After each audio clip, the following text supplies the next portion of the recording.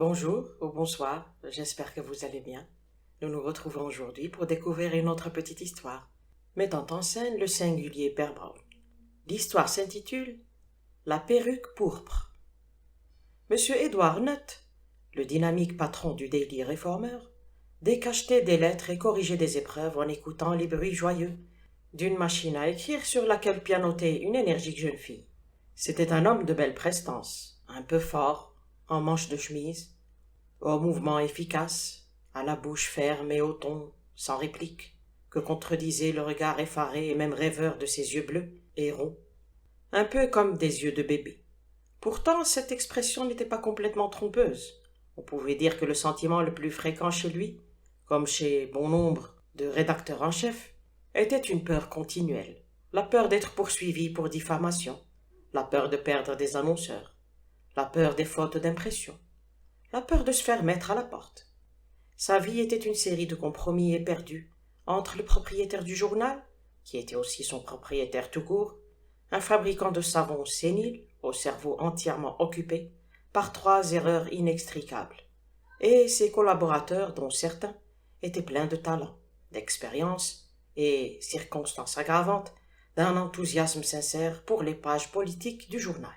Un de ses collaborateurs lui avait justement envoyé une lettre qui était sur son bureau, devant lui, et le directeur, tellement expéditif d'ordinaire, semblait hésiter à l'ouvrir. À la place, il prit une colonne de texte composée, la parcourut de son œil bleu, remplaça au crayon bleu l'adjectif adultère par inapproprié et le mot juif par étranger. Après quoi il sonna et envoya l'épreuve corrigée dans les étages supérieurs. Ensuite, la mine songeuse, il ouvrit la lettre de son meilleur collaborateur.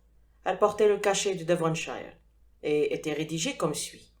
Cher Nutt, comme vous vous intéressez aux histoires de fantômes et autres fantasmagories, que diriez-vous d'un article sur l'étrange affaire des Ayers d'Exmoor, ou de l'oreille du diable des Ayers, comme disent les vieilles femmes de la région? Vous savez que le chef de famille est le duc d'Exmoor, et c'est l'un des derniers vrais aristocrates purs et durs, un vieux despote têtu du genre qui nous intéresse habituellement. Je pense être sur une histoire qui fera du bruit. Je ne crois évidemment pas un mot de la vieille légende qu'on racontait sur Jack Ier. Quant à vous, vous ne croyez en rien, pas même au journalisme. Cette légende, vous vous en souvenez probablement, tournait autour de l'une des plus ténébreuses affaires de l'histoire d'Angleterre, l'empoisonnement d'Overbury par cette vieille sorcière de Frances Howard, et le pardon que le roi, terrorisé par on sait quoi de mystérieux, accorda aux assassins. On a toujours dit qu'il y avait de la sorcellerie là-dessous. Un domestique écoutant à la porte aurait surpris une conversation secrète entre le roi et Carr, son favori. Et la vérité était si terrible que l'oreille qu'il avait collée à la serrure avait magiquement grandi, atteignant une taille monstrueuse. Il fallut le couvrir d'or, le doter de terre et faire de lui l'ancêtre de toute une lignée de ducs. Mais la fameuse oreille pointue s'est transmise dans la famille. Bien, vous ne croyez pas à la magie noire, et quand bien même vous y croiriez, vous ne pourriez pas en faire état dans vos feuilles. Si un miracle survenait dans votre bureau, vous devriez le taire, avec tous ces évêques agnostiques qu'il y a maintenant. Mais là n'est pas la question. Le fait est qu'il y a réellement quelque chose de bizarre chez Exmoor et sa famille. Quelque chose de tout à fait naturel, j'ose le dire, et malgré tout, tout à fait anormal. Et je ne puis m'empêcher de penser que l'oreille joue un rôle dans l'affaire. Est-ce un symbole, une illusion, une maladie ou autre chose? Je ne sais pas. Quoi qu'il en soit, la légende veut que, juste après Jack Ier, les nobles aient commencé à se laisser pousser les cheveux pour dissimuler l'oreille du premier lord d'Exmoor. Cela est sans doute aussi pure fable. Si je vous raconte tout cela, c'est parce qu'à mon avis, nous sommes dans l'erreur en chicanant les aristocrates sur leur champagne et leurs diamants. Presque tout le monde admire la belle vie des nobles, mais je crois que c'est trop accordé à l'aristocratie en supposant qu'elle fait le bonheur des aristocrates eux-mêmes. Je suggère que nous fassions une série d'articles décrivant l'odeur et l'atmosphère délétère, inhumaine et même carrément diabolique de certaines de ces grandes maisons. On pourrait en fournir quantité d'exemples, mais je ne vois pas de meilleure façon de commencer que l'oreille des Ayers. Je devrais être en mesure de vous livrer certaines révélations à ce sujet vers la fin de la semaine. Bien à vous, Francis Finn.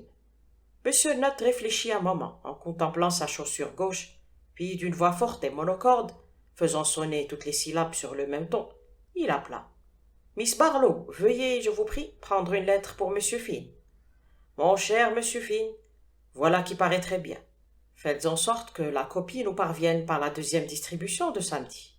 Votre I-Nut. Il articula cette missive élaborée comme s'il s'était agi d'un seul mot, et Miss Barlow le tapa de même. Après quoi il prit un autre article, son crayon bleu, et remplaça le mot surnaturel par le mot merveilleux, et l'expression tirée sur par maté. C'est avec ce genre d'occupation, heureuse et saine, que M. Nutt passa le temps, jusqu'au samedi suivant, qui le trouva au même bureau, dictant à la même dactylo et corrigeant avec le même crayon bleu la première partie des révélations de M. Finn. Cela commençait par une bonne diatribe contre les princes et leurs terribles secrets, et la désolation des milieux aristocratiques. Le papier était écrit d'une plume trempée dans le vitriol, mais l'anglais en était excellent. Le directeur l'avait, comme d'habitude, donné à diviser en parties précédées d'intertitres sensationnels tels que Pérez et Poison, L'oreille des Ayers, Les Ayers en péril, etc. Puis venait la légende de l'oreille, telle que Finn l'avait esquissée dans sa première lettre, mais développée pour les besoins de l'article et la substance de ses découvertes postérieures. Je sais que la coutume du journalisme consiste à placer la fin de l'histoire au commencement, et à qualifier cela de manchette. Je sais que le journalisme consiste à titrer « Mort de Lord Jones » à l'adresse d'un public qui ignorait jusqu'alors l'existence de Lord Jones. L'auteur de cet article est d'avis que cette pratique journalistique, comme tant d'autres, est du mauvais journalisme et que le Daily Reformer se doit de donner un meilleur exemple. L'affaire sera relatée telle qu'elle s'est déroulée, étape par étape. Les véritables noms des protagonistes qui, pour la plupart, sont disposés à confirmer nos dires, seront divulgués. Quant aux gros titres et aux révélations sensationnelles, tout cela viendra à la fin. Or donc, je me promenais dans le Devonshire, sur un sentier public, qui traversait un verger privé, menant apparemment vers une auberge où l'on proposait du cidre du Devonshire, lorsque je me trouvai soudain juste devant le genre d'endroit que le sentier faisait pressentir, une auberge longue et basse, consistant en un cottage et 2 granges, l'ensemble couvert de ce chaume qui ressemble à des cheveux poivre et sel poussés là au temps préhistorique. Au-dessus de la porte pendait une pancarte à l'ancienne du dragon bleu, sous laquelle se trouvait une de ces longues tables rustiques, comme on pouvait en voir devant la plupart des auberges anglaises, jusqu'à ce que les buveurs d'eau et les brasseurs abolissent la liberté. À cette table étaient assis 3 gentlemen qu'on aurait cru échapper du siècle précédent. Maintenant que je les connais mieux, il m'est plus aisé de débrouiller mes impressions, mais sur le coup je crus voir 3 fantômes en chair et en os.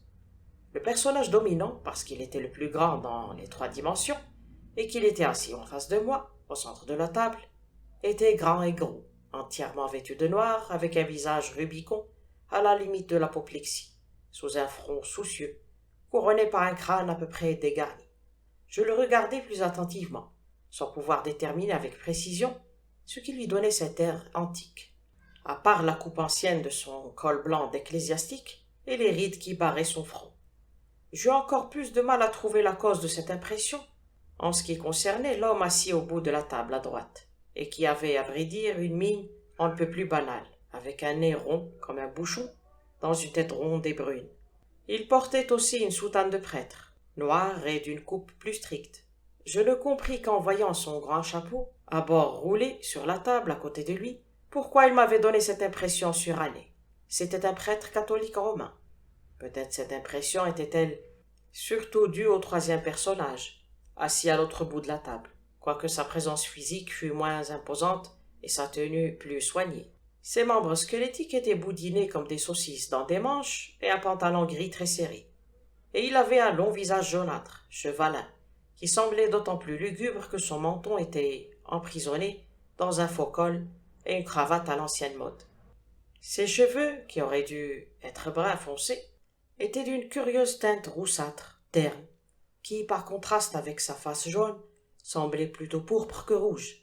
Cette couleur inhabituelle, quoique discrète, se remarquait d'autant plus que la chevelure était particulièrement épaisse, frisée et assez longue.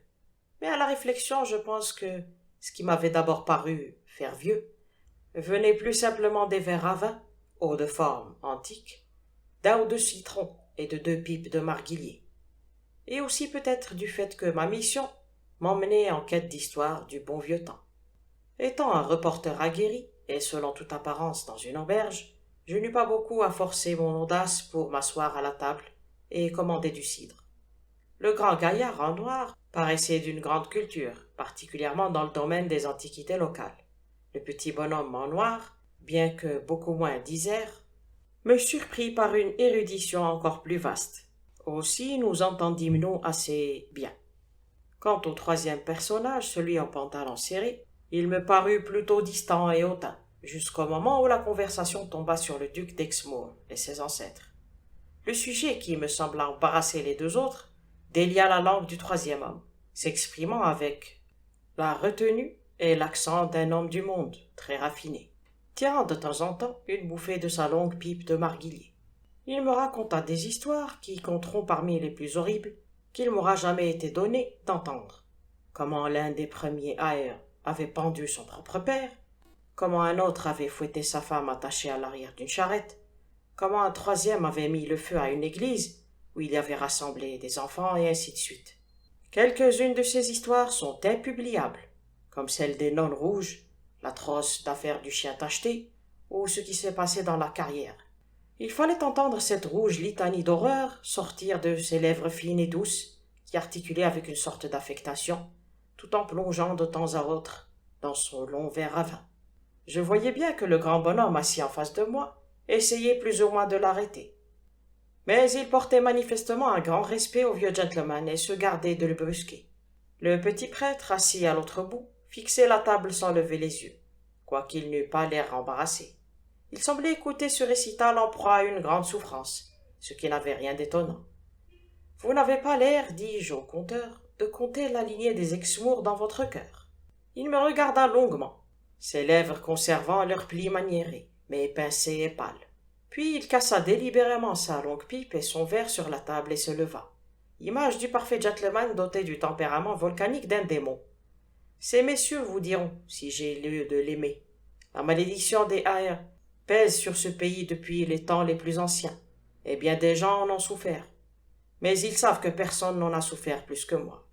Sur ces mots, il écrasa un éclat de verre sous son talon et disparut dans le crépuscule vert sous les pommiers. « Voilà un extraordinaire vieux gentleman, dis-je aux autres. Vous savez ce qui lui a fait la famille Exmoor? Et d'abord, qui est-ce » Le grand gaillard en noir me fixa de l'air farouche d'un taureau déconcerté. Il sembla d'abord ne pas comprendre. Enfin, il dit « Vous ne savez pas qui c'est ?»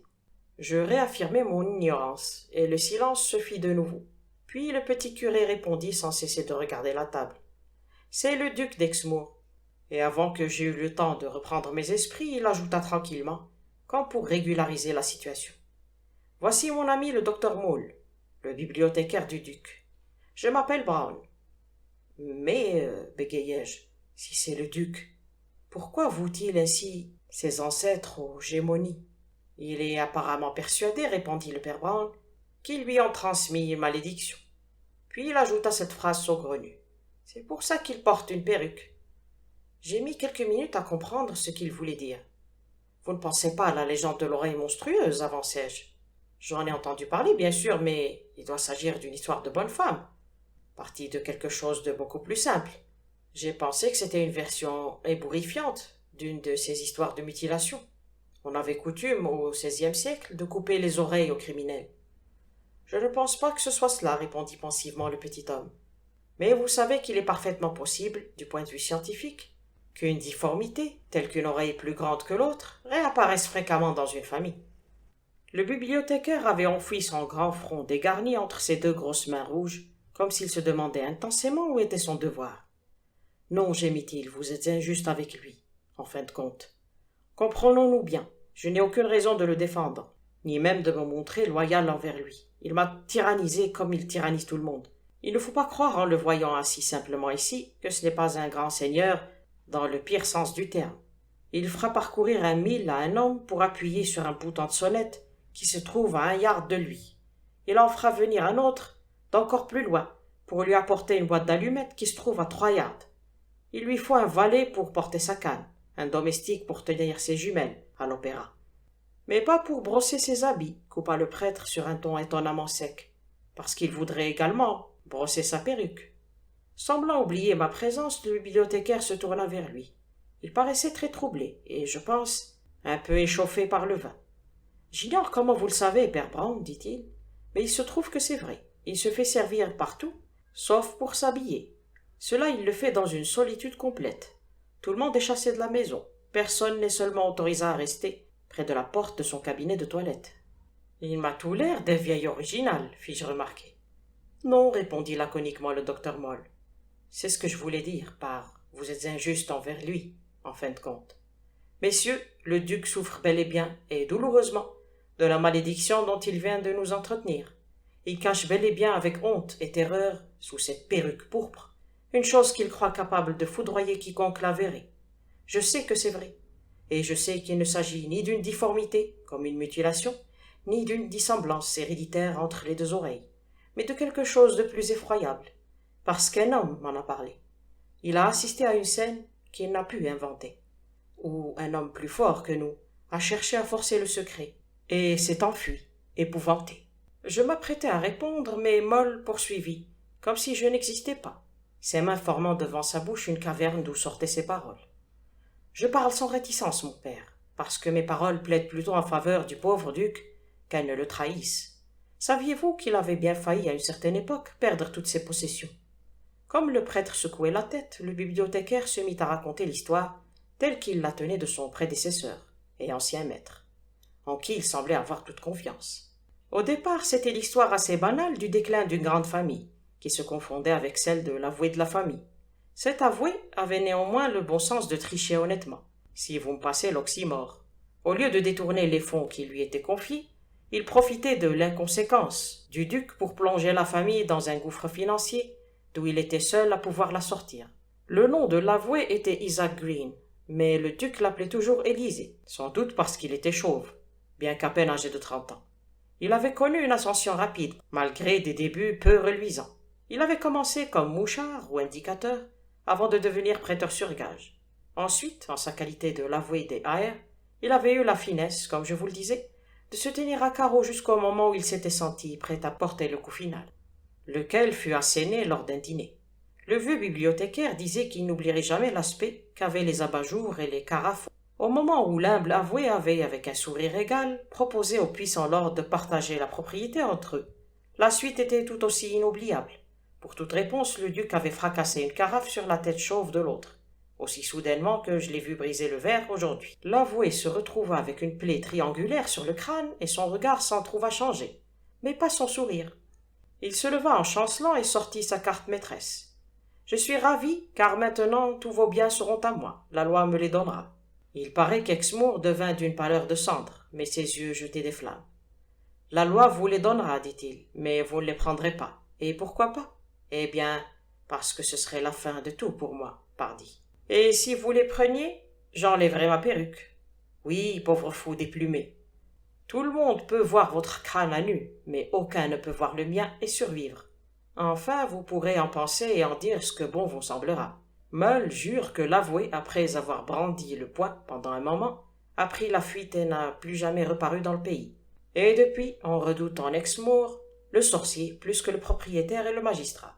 Le docteur Moll raconta son histoire avec des gestes théâtraux et désordonnés, en proie à une passion qui me parut un peu exagérée. Je voyais bien que tout cela n'était peut-être que les racontades d'un vieux hâbleur. Mais avant d'arrêter là, cette première moitié de mon enquête, je crois devoir au docteur Moll de vous dire que mes investigations confirment son histoire. D'après un vieil apothicaire du village, un homme chauve, prétendant s'appeler Green, était venu chez lui un soir, en habit, pour faire panser une plaie triangulaire qu'il avait au front. Et j'ai appris dans les documents officiels et les vieilles gazettes qu'un certain Green avait intenté un procès au duc d'Exmoor. M. Nott, du Daily Reformer, écrivit quelques commentaires incongrus en haut de la copie et quelques observations cryptiques en bas. Puis il dit à Miss Barlow, toujours de la même voix forte et monocorde, « Veuillez prendre une lettre pour M. Finn. Cher Finn, votre papier n'est pas mal, mais j'ai dû y ajouter quelques intertitres, et nos lecteurs n'accepteront jamais qu'il y ait un curé dans l'histoire. Il ne faut pas désespérer les faubourgs. J'en ai fait un simple, M. Brown, spiritualiste de son état. Bien à vous. E. Note. 1 ou 2 jours plus tard, le dynamique et sagace directeur lisait, ses yeux bleus menaçant de lui sortir de la tête, la seconde partie de l'enquête de M. Finn sur les mystères de l'aristocratie. L'article débutait ainsi. J'ai fait une découverte ahurissante. J'avoue franchement que ce n'est pas du tout ce que j'avais imaginé, et je pense que cela causera dans le public un choc encore plus grand. J'ose dire, sans me vanter, que ces lignes seront certainement lues dans toute l'Europe, et toute l'Amérique, et aux colonies. Et pourtant, tout ce que je vais vous raconter m'a été révélé autour de la petite table de bois dont je vous ai parlé déjà, au milieu de ce petit verger de pommiers. Tout cela je le dois au petit curé, Brown. C'est un homme extraordinaire. Le grand et le gros bibliothécaire avaient quitté la table, peut-être un peu honteux de son bavardage, peut-être un peu inquiet du départ orageux de son mystérieux maître. Quoi qu'il en soit, il suivit pesamment le duc à travers les arbres.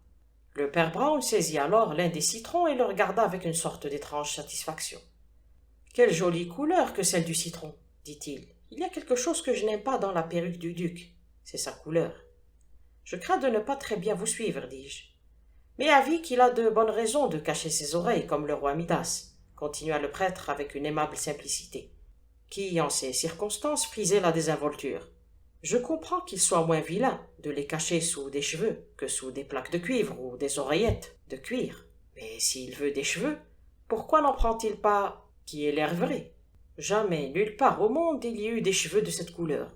On dirait un nuage vu à travers les bois au coucher du soleil. Pourquoi ne cache-t-il pas mieux la malédiction de la famille, s'il en a réellement honte? Eh bien, je vais vous le dire. Il n'en a pas honte. Il en est fier. C'est une bien vilaine perruque, pour en être fier. Et une bien vilaine histoire, dis-je. Réfléchissez, répondit le drôle de petit bonhomme. Que ressentiriez-vous en pareil cas? N'allez pas croire que je vous considère comme plus snob ou plus extravagant que nous autres. Mais ne pensez-vous pas qu'une vraie vieille malédiction familiale est plutôt une belle chose, et que l'on doit en être content? Si l'héritier d'un manoir hanté vous considérait comme son ami, en auriez-vous honte, ou ne seriez-vous pas plutôt un peu fier? Ou si la famille de Byron vous avait confié, et à vous seul, les terribles aventures de sa lignée, n'en veuillez pas trop aux aristocrates d'avoir la tête aussi ramollie que nous l'aurions en pareil cas, et d'avoir le snobisme de leur chagrin. Dieu du ciel, m'écriai-je, c'est pourtant vrai. Dans la famille de ma mère, il y a eu une sorcière, et maintenant que vous m'y faites penser, cette idée m'a réconforté en plus d'un sombre moment. Et pensez donc, continua-t-il, à ce flot de sang et de poison qui a coulé de ses lèvres minces à l'instant où vous avez mentionné ses ancêtres. Pourquoi exhiberais-je cette chambre des horreurs au premier venu s'il n'en était pas fier? Il ne cache pas sa perruque, il ne cache pas son sang, il ne cache pas la malédiction de sa famille, il ne cache pas les crimes de sa famille. Mais la voix du petit bonhomme changea si brusquement, il serra le poing avec tant de violence et ses yeux devinrent si soudainement ronds et brillants, comme ceux d'une chouette, que tout cela fit l'impression d'une petite explosion sur la table. Mais, ajouta-t-il, il se cache bel et bien lorsqu'il est à sa toilette. Pour achever d'ébranler mes nerfs agités, le duc réapparut à cet instant. Il s'avança furtivement parmi les arbres avec ses cheveux couleur de coucher de soleil et tourna au coin de la maison en compagnie de son bibliothécaire. Avant qu'il soit à portée de voix, le père Brown ajouta tranquillement. Pourquoi garde-t-il le secret sur ce qu'il fait avec sa perruque pourpre? Peut-être parce que ce n'est pas le genre de secret que nous supposons. Le duc reparut au coin de l'auberge et reprit sa place au bout de la table avec sa dignité naturelle. Le bibliothécaire, très embarrassé, se balançait tel un gros ours dressé sur ses pattes de derrière. Le duc s'adressa gravement au prêtre. « Père Brown, dit-il, le docteur Moll vient de me dire que vous êtes venu ici pour me présenter une requête. Je ne pratique plus la religion de mes pères. Toutefois, en leur mémoire et en souvenir des temps anciens où nous nous fréquentions, je suis tout à fait disposé à vous entendre. Mais je suppose que vous aimeriez mieux me parler en privé. Tout ce que je savais du duc m'incitait à me lever, mais mon flair de journaliste m'engageait à rester. Avant que je réussisse à faire un mouvement, le prêtre avait esquissé un geste pour me retenir. Si, dit-il, votre grâce veut faire droit à ma requête, ou si j'ai quelque droit à vous donner un conseil, je vous demanderai de faire en sorte que le plus grand nombre de personnes possible y assistent. Dans tout ce pays, j'ai rencontré des centaines de gens, même parmi mes propres ouailles, dont l'imagination est empoisonnée par le charme que je vous prie de rompre. Je voudrais que tout le Devonshire soit présent pour vous voir faire cela. Faire quoi? Demanda le duc en fronçant les sourcils. Pour vous voir enlever votre perruque, répondit le père Brown. Le visage du duc resta impassible, mais il rivait sur le prêtre un œil vitreux, fixe, qui était bien ce que j'ai vu de plus horrible sur un visage humain. Je voyais trembler les grandes jambes du bibliothécaire comme les reflets des troncs des arbres dans une mare, et je ne pouvais me défaire de l'impression que les bois tout autour se remplissaient doucement, dans le silence, non d'oiseaux, mais de diables. « Je refuse pour vous épargner, » répondit le duc, sur un ton de pitié inhumaine. « Si je vous confiais ne serait-ce qu'une parcelle du fardeau d'horreur que je dois porter seul, vous vous traîneriez en hurlant à mes pieds, en me suppliant de ne pas vous en dire davantage. Je vous épargnerai même cette parcelle. Vous ne lirez pas la première lettre de ce qui est écrit sur l'autel du Dieu inconnu. » « Je connais le Dieu inconnu, dit le petit prêtre avec une certitude aussi inébranlable qu'une tour de granit. Je connais son nom, c'est Satan. Le véritable Dieu est devenu chair et est descendu parmi nous. Et je vous le dis, tout homme gouverné par le mystère l'est par le mystère d'iniquité. Si le diable vous dit que quelque chose est trop horrible pour être contemplé, contemplez-le. S'il vous parle d'une chose trop terrible à entendre, entendez-la. Si vous croyez une vérité insupportable, supportez-la. Je demande à votre grâce de mettre fin à ce cauchemar, ici, à cette table. Si je le faisais, dit le duc tout bas, vous, votre foi et tout ce par et pour quoi vous vivez se ratatineraient et périraient. Vous auriez un instant pour connaître le grand néant avant de mourir. La croix du Christ se dresse entre le mal et moi, dit le père Brown. Enlevez votre perruque. Je me penchai sur la table, en proie à une agitation indescriptible. En écoutant cette extraordinaire joute verbale, une vague idée m'était venue. « Votre grâce, m'écriai-je, je relève votre défi. Enlevez cette perruque ou je vous l'arrache. Je suppose qu'on pourrait me poursuivre pour voie de fait, mais je suis très content d'avoir fait ce que j'ai fait. » Lorsqu'il dit de sa voix de pierre « Je refuse », je me jetai purement et simplement sur lui. Pendant quelques longues minutes, il résista comme s'il avait l'aide de tous les diables de l'enfer, mais je réussis à lui faire pencher la tête en arrière, jusqu'à ce que sa perruque tombe. J'avoue que, tout en luttant, je fermai les yeux lorsqu'elle glissa de son crâne. Je revins à moi en entendant Moll pousser un cri. Il s'était précipité sur le duc. Sa tête et la mienne étaient penchées sur la tête chauve du duc, que la perruque ne recouvrait plus. Puis le silence fut rompu par le bibliothécaire qui s'exclama. « Qu'est-ce que ça veut dire? Cet homme n'a rien à cacher. Ses oreilles sont pareilles à toutes les oreilles. »« Eh oui, dit le père Brown, c'est bien ce qu'il avait à cacher. » Il s'avança vers le duc, et curieusement, il n'accorda même pas un regard à ses oreilles. C'est son front chauve qu'il fixait avec un sérieux comique. Il montra du doigt une cicatrice triangulaire assez ancienne, mais encore bien nette. « Monsieur Green, je pense, » dit-il poliment. Il était donc entré en possession de tous les biens du duc, me semble-t-il. Permettez-moi maintenant de dire au lecteur du Daily Reformer ce qui me paraît le plus remarquable dans toute cette affaire. Cette scène de transformation qui leur sembla aussi ébouriffiante qu'un conte de fées persan fut, sans mon attaque, strictement légale et constitutionnelle du début à la fin. Cet homme à la curieuse cicatrice et aux oreilles ordinaires n'est pas un imposteur, quoique en un sens. Il porte la perruque d'un autre homme et prétend avoir les oreilles de cet autre homme. Il est authentiquement le seul et unique duc d'Exmoor. Voilà ce qui s'est passé. L'ancien duc avait bien une légère déformité de l'oreille, qui était effectivement plus ou moins héréditaire. Il en était réellement mortifié, et il est tout à fait possible qu'il ait dit considérer cela comme une sorte de malédiction, lors de la scène violente, qui a bel et bien eu lieu, au cours de laquelle il a fracassé la carafe sur la tête de Green. Mais l'affaire s'était terminée tout différemment. Green avait intenté son procès et obtenu la propriété. L'aristocrate dépossédé s'était brûlé la cervelle. Et il n'avait pas d'héritier. Après un délai décent, ce brave gouvernement anglais avait rétabli la pairie éteinte d'Exmoor et l'avait décernée, comme le veut la coutume, au principal ayant droit, le propriétaire du domaine. Cet homme a mis à profit les vieilles fables féodales, qu'il devait envier et admirer de toute son âme de snob. Et voilà comment des milliers de pauvres Anglais tremblaient devant un chef mystérieux, frappé d'une antique malédiction, et portant une sorte de diadème de mauvaises étoiles, qui était en réalité un enfant du ruisseau devenu, voici 12 ans à peine, un procédurier et un avoué marron. Je vois là un exemple du véritable reproche à faire à notre aristocratie, telle qu'elle est et telle qu'elle sera, jusqu'à ce que Dieu nous envoie des hommes meilleurs.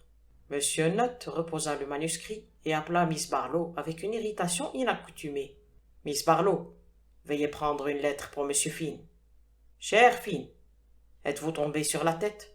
Nous ne pouvons pas publier une histoire pareille. Je voulais des vampires, des histoires des temps anciens et d'aristocrates flirtant avec la superstition. C'est ce qui me plaît. Et vous devez bien comprendre que les Exmoor ne me pardonneraient jamais un coup pareil. Et nos lecteurs, qu'en diraient-ils? Et Sir Simon, qui est un des plus grands amis des Exmoor, ce serait la perdition de ce cousin des Eyre qui nous représente à Bradford. En outre, le vieux prêtre Savon était assez chagriné l'an dernier de ne pas obtenir la pairie. Il me tuera si je réduis à néant ses chances d'être un jour anobli en imprimant une ânerie pareille. Et du fait, qu'en faites-vous? Il nous a écrit des articles épatants sur le talon du Normand. Comment peut-il écrire sur les Normands si cet homme n'est qu'un avoué? Soyez un peu raisonnable. Votre I. Nutt. Pendant que Miss Barlow tapait allègrement, il froissa la copie et la jeta au panier, non sans avoir machinalement, par la force de l'habitude, remplacé au crayon bleu le mot Dieu par Providence. Fin. J'espère que cette histoire vous a plu. Je vous donne rendez-vous très bientôt pour une autre. En attendant, prenez bien soin de vous. Au revoir et merci.